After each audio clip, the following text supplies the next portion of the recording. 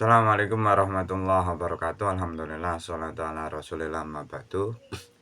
Kembali lagi kita akan mengkaji kitab Al-Jawahir Kalamiyah fi Idhahil Aqidah Islamiyah, karya dari Syekh Thahir bin Sholeh Al-Jazaili. Dan pembahasan kita masih berkaitan dengan mujtahid kemarin, para imam mujtahid kemarin yang mereka berijtihad, lalu kita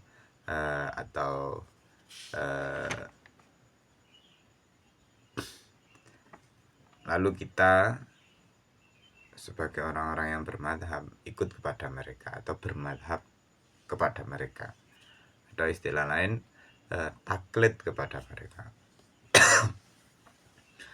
Langsung saja masuk pembahasannya. Bismillahirrahmanirrahim. Wa innama lana yang pastine ihtara milih sapa ulama milih taklidah ulail arbaati ing mengikuti mengkono imam papat, yakni Imam Malik, Imam Syafi'i, Imam Ahmad bin Hambal, Imam Abu Hanifah. Duna ghairihim tutuk liyane ulai arba'ah. Miman bayane saking wong balaho kang tumeka sapa man. Tumeka darajatul ijtihadi ing derajate ijtihad. Dikasratima krana akeh barang istambatu kang menggali hukum sapa haulail arba'ah hu ing ma minal masaili bayane saking pira-pira masalah. Bisa babi tafarruhihim sebab kekosongane ghairihim lidzalika maring mengkono istimbatu anil masail hatta nadaratil qadaya hingga longkoe pira-pira putusan hukum alladzikang lam yubayyinu kang ora jelasake sapa ghairihim hukmaha ing hukume allati walinak lima madzahibihim lan krana berpindahe atau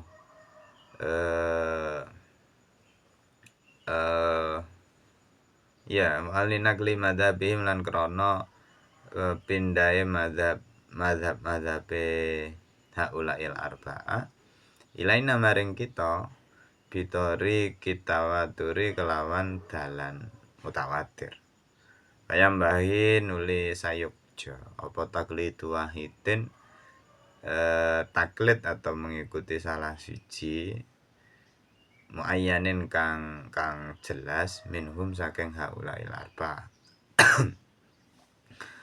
illa li darurati kejaba krana darurat wa illa lan lamun ora muayyanin wahidin muayyanin farubbama mongko kadang-kadang atau barangkali ada nyebabake apa taklid ila talfikin maring campur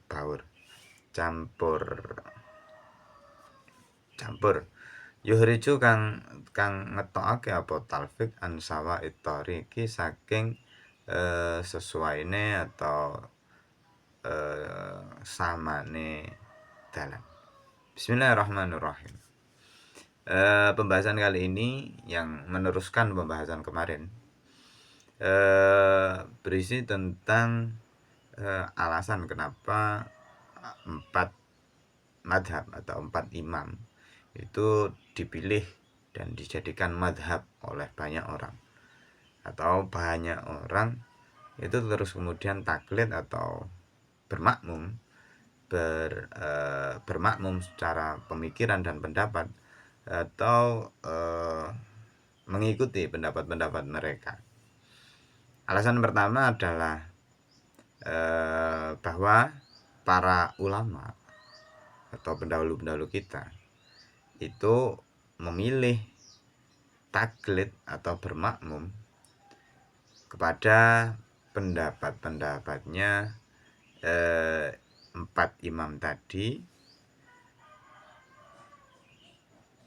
dan bukan pendapatnya ulama yang lain.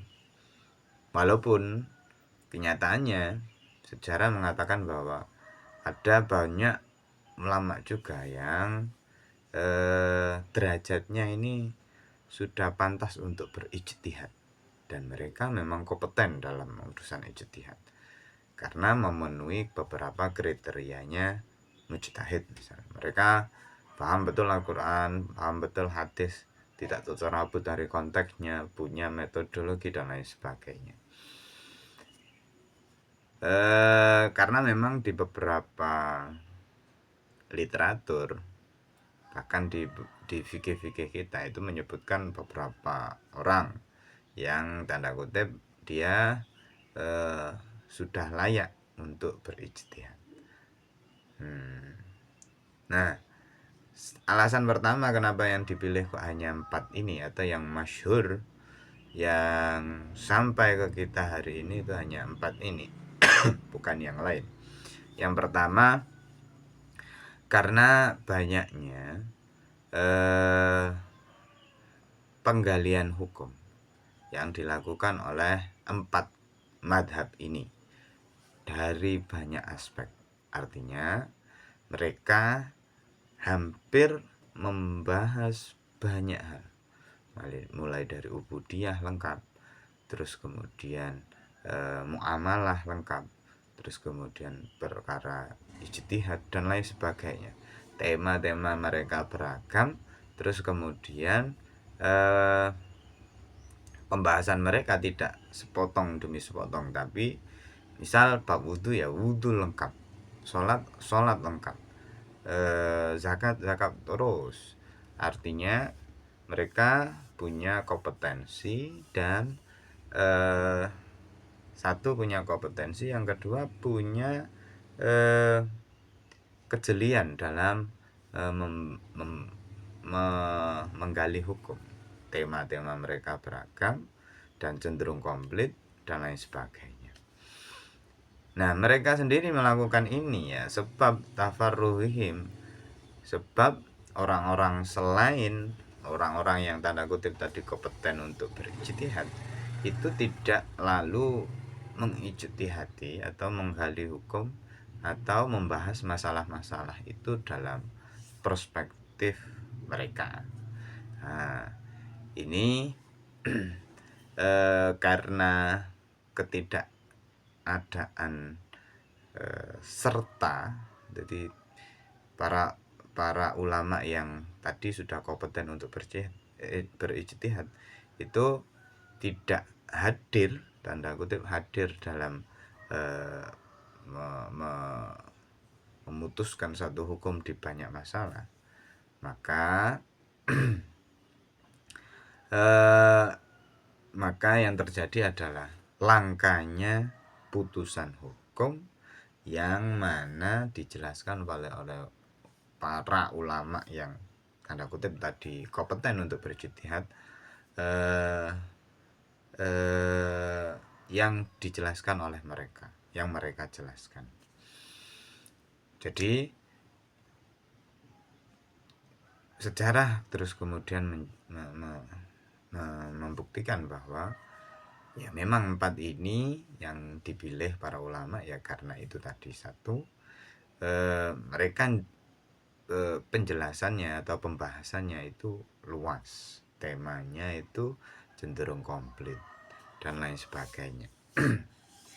Itu satu. Alasan kedua, karena kita atau madhab-madhab tersebut turun ke kita, artinya dari satu kurun berpindah ke kurun lain, ketika melewati satu zaman ke zaman yang lain, itu bitorikit tawatur, dengan cara disampaikan, diriwayatkan secara mutawatir, ada gurunya dan lain sebagainya, ada kitabnya dicatat dengan rapi, terus kemudian dibukukan dengan komplit dan lain sebagainya. Tidak hanya kemudian dikutip oleh satu orang dan lain sebagainya.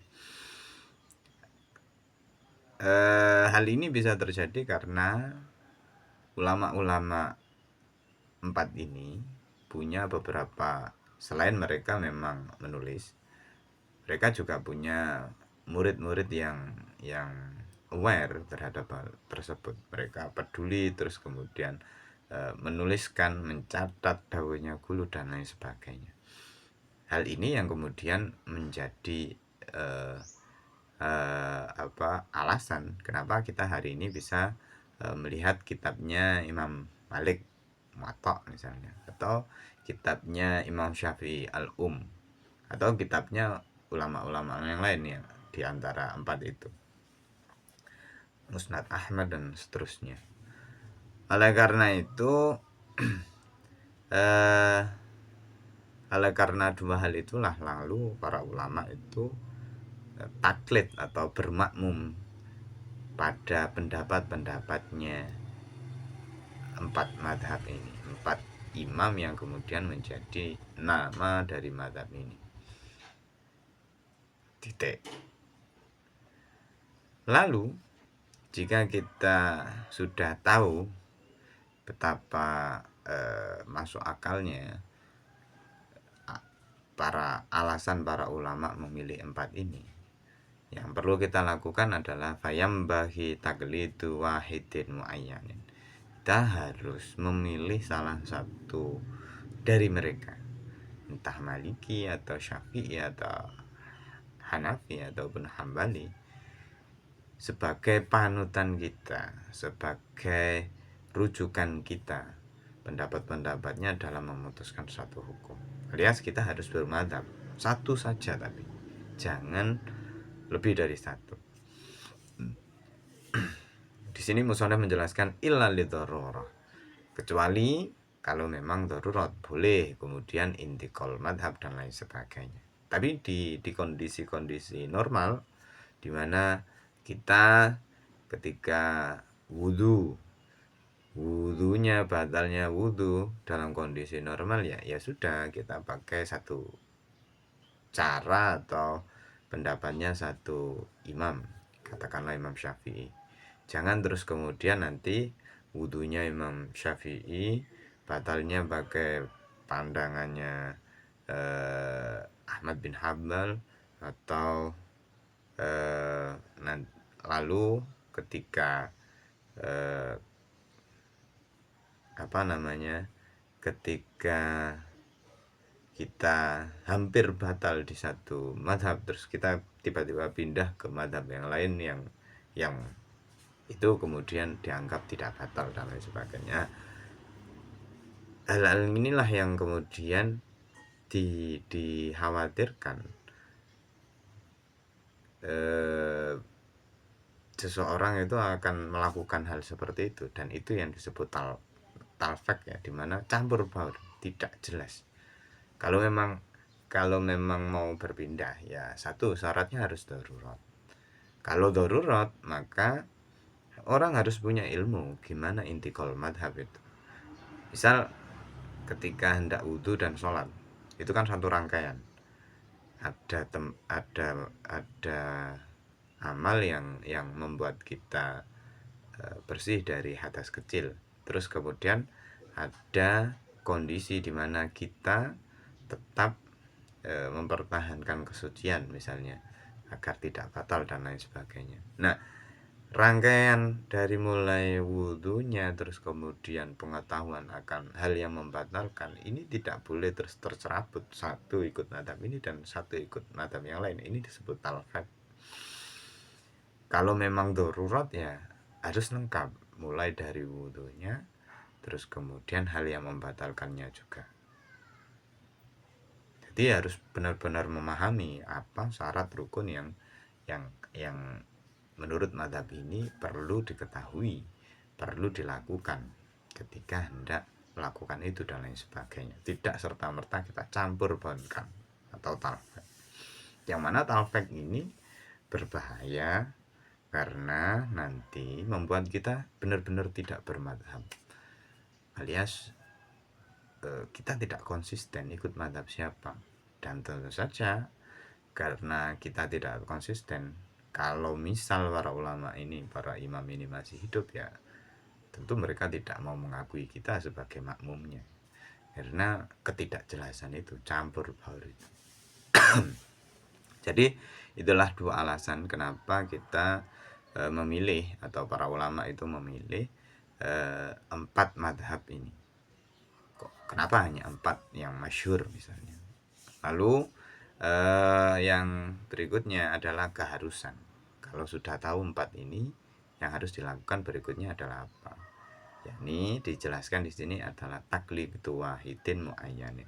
Kita harus hendaknya memilih mengikuti satu di antara 4 tersebut dengan jelas, dengan pasti. Jangan sampai kita jatuh ke talfek dan seterusnya. Akhirul kalam, assalamualaikum warahmatullahi wabarakatuh.